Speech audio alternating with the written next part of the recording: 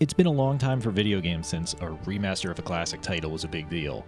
While the oldest one I can think of is Super Mario All-Stars on the SNES, the first proper HD remaster that I can recall was when Bluepoint Games ported the PS2 God of War duology to the PS3 ahead of God of War 3's launch. It addressed the growing concern that older games would be lost to time due to incompatibility from a hardware or technical level. It was an enticing prospect, even if I feel remasters have become too common in the modern day. What I'm not quite prepared for is this new trend we're starting to see. Remasters of remasters. Sony kicked that off with The Last of Us Part 1 on PS5, and Microsoft has even followed suit with Gears of War Reloaded this year. So what's next? A remaster of Blood's remaster? Well, yes, in fact, that's the position we've landed in. Announced this past September, Night Dive has been given a second chance to tackle Monolith's legendary 1997 shooter Blood in a new remaster titled Blood Refresh Supply. Built from the original source code and boasting support for 4K output, 120 FPS playback, and expanded online and mod support, this should be the definitive version of Monolith's breakout game that does justice to the legacy of Caleb's destruction of Chernobog's cult. The thing is, it comes just 6 years after Night Dive originally did a remaster of Blood. I reviewed that original remaster, titled Blood Fresh Supply, for Destructoid in 2019. At the time, I thought it was good, but obviously not flawless.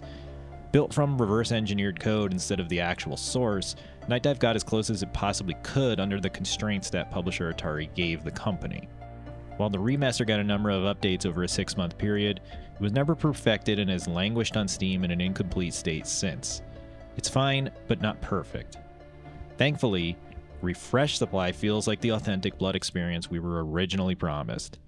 Now, the only issue is that co-publisher WB Games seemingly wants to charge $30 for the privilege of buying Blood again.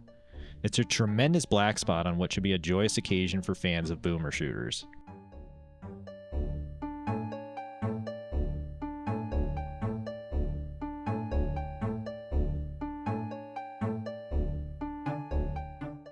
For the sake of clearing things up, the majority of this video will use footage from the fan mod Marrow, as it comes included with Refresh Supply as an official campaign. Supporting a brand new second episode, it will eventually make its way, for free, to other source ports of Blood, but is debuting in Refresh Supply. Most people haven't seen it, and anyone interested in this remaster likely already knows Blood, so I figured I would highlight the new stuff instead of rehashing the old. That said, let's start off with some footage from the first episode to catch people up on what Night Dive has done this time. The general plot of Blood has players assume the role of Caleb, one of the disciples of Chernobog, who was betrayed by his master and sentenced to death. Seeing his friends and lover killed, pure rage brings Caleb back from the dead to exact vengeance and kill every damn cultist in sight before finally obliterating Chernobog. Maybe it's basic, but it's a solid enough motivator to shoot through 40 plus levels of dark, gothic-themed locales with homages and pastiches of horror films strewn about. What was novel at the time of its release was the usage of FMV cutscenes to convey some of the story, though they were always a little janky looking. Night Dive has redone all of these cutscenes now with similar looking animation and models, but generally better textures, lighting, and atmosphere. It certainly elevates the presentation a bit. I can't deny there is a charm to the older, uglier FMVs, but the new ones better accommodate higher resolutions and look more finished than those older ones. All of the audio and voice work remains the same, though it's now uncompressed. In terms of gameplay, the issues I noticed in Fresh Supply 6 years ago are absent. This is mostly true of that remaster nowadays, but it's nice to use a fire weapon and have the damage function properly. The life leech finally operates as it should, and there are no longer problems with switches not opening doors or collision being spotty. Caleb's acceleration seems to be heightened a bit, but otherwise this is finally Blood as you originally remember it, just in a modern executable. If you have somehow never managed to play Blood, I would absolutely recommend Refresh Supply for its level of polish, accuracy to the original, and general ease of access. It's even available on consoles for the first time with full crossplay compatibility. Now, as for Marrow, I'm almost at a loss for words. I initially thought it was a campaign created by Night Dive for this new release, as I'm not quite up on what the Blood community has been doing over the years. With Fresh Supply, Night Dive worked to ensure compatibility with the fantastic Death Wish mod that was really the extent of my knowledge on which mods fans consider top tier. Marrow's maybe not as good as that, but it practically outclasses the original campaign in terms of breadth, style, and finesse. Set over 21 levels with 2 hidden ones, Marrow is a staggering 6 to 7 hour campaign that functions as something of a sequel to the main game. Set years after the 4th episode, Caleb is woken from his eternal slumber once again after some cultists attempt to resurrect Chernobog and bring back his evil cabal of cultists.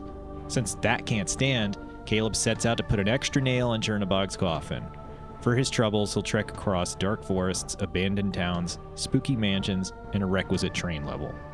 With this mod, creator Nicholas Paulsmeyer has crafted a darker, more horror-focused version of Blood that learns from the mistakes of past boomer shooters to provide an enthralling campaign that never lets up. Even the few missteps Monolith made in the original campaign are absent, with each level feeling purposeful and elevating the action in a natural manner. Those patented level transitions that Blood always sported are back in full force, and the adventure feels like a never-ending descent into hell. What I think is truly remarkable is that Paulsmeyer didn't even create original assets for this episode, yet it feels completely unique from the original game. The design philosophy for Marrow is that it should function within the confines of what Blood is, so the only new element is that of audio design.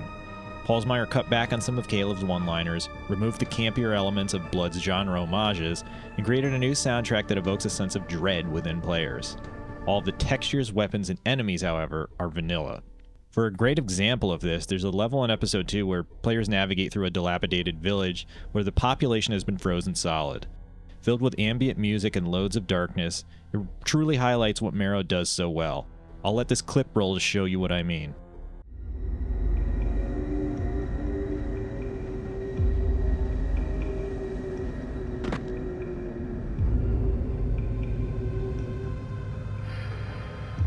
I need a key.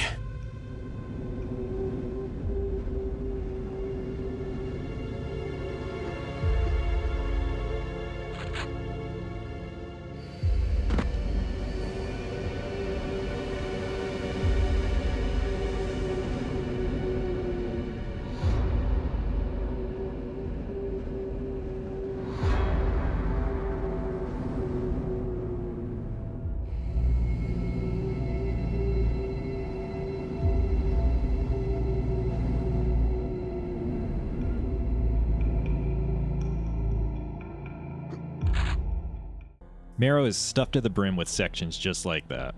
Usually with boomer shooters, I get bored as levels grow in scale and rehash the same ideas, but Marrow has a way of bucking that by either throwing in surprise ambushes, remixing ideas from the main campaign, or even tossing in levels that act purely on atmosphere alone.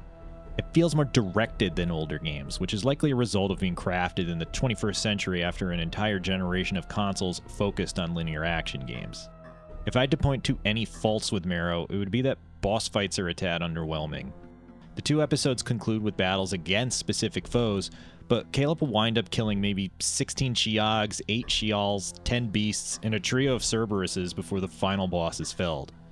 I suppose there's only so much you can do with vanilla assets, but the boss enemies are used too liberally for my liking and wind up sucking the final encounters of their impact. It's reminiscent of the issue that Duke Nukem 3D's 5th episode had, with throwing a ton of boss enemies to up the challenge, despite that being more annoying than anything. Despite that, I would almost recommend Refresh Supply on the strength of Marrow alone. It's really that good, and since supporting this new remaster helps Paulsmeyer get paid, it's a win for modders and Blood fans. If that wasn't enough, the excellent Death Wish will be getting added to this remaster in the future with a brand new 4th episode, bringing a tremendous amount of extra content to Blood for the first time in ages. Much like Marrow, Death Wish will also receive a free update for existing source ports. All of that is great news, but there is still the issue of the pricing structure for this re-release. When Blood Fresh Supply released 6 years ago, it was priced at $10 and came with the original 4 episodes, its 2 official expansions, and support for existing mods. It also has most of the same features as Refresh Supply, which is 4K output, 120 FPS support, and online multiplayer, though it's not available on consoles. Refresh Supply brings the game to new platforms, has a vault with special features and playable beta versions of levels, and will include 2 mods as official expansions, but is otherwise no different from a content standpoint. Night Dive developer Samuel Kaiser Villarreal, the lead programmer behind the Kex engine, has stated on social media that PC players satisfied with Fresh Supply don't need to purchase this new version. It's a similar scenario to buying films, where people often complain that new 4K UHD releases keep coming out for movies they already own. If you're fine with the older copy, just stick with that. A lot of DVDs still look pretty good on monitor displays, and Fresh Supply looks mostly identical from a visual standpoint. Where I feel things get a little sketchy is with the pre-release discount of 66% that was offered to owners of Fresh Supply on both Steam and GOG. That makes Refresh Supply just $10, but there's no indication it will remain active beyond release.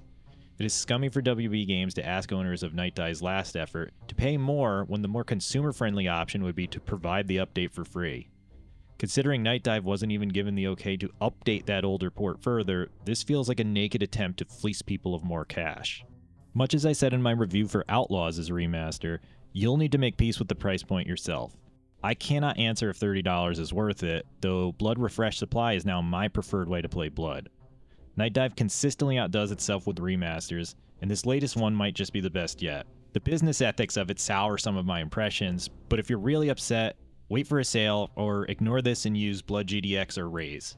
Both Marrow and Deathwish are not locked to this version, so you won't even lose out on new content.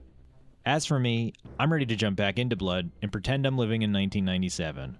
I one day hope that all remasters can be as faithful as this to their source material, living up to what Night Dive CEO Larry Cooperman told me in an interview. Night Dive doesn't do remasters, but restorations. This is a restoration in the truest sense of the word.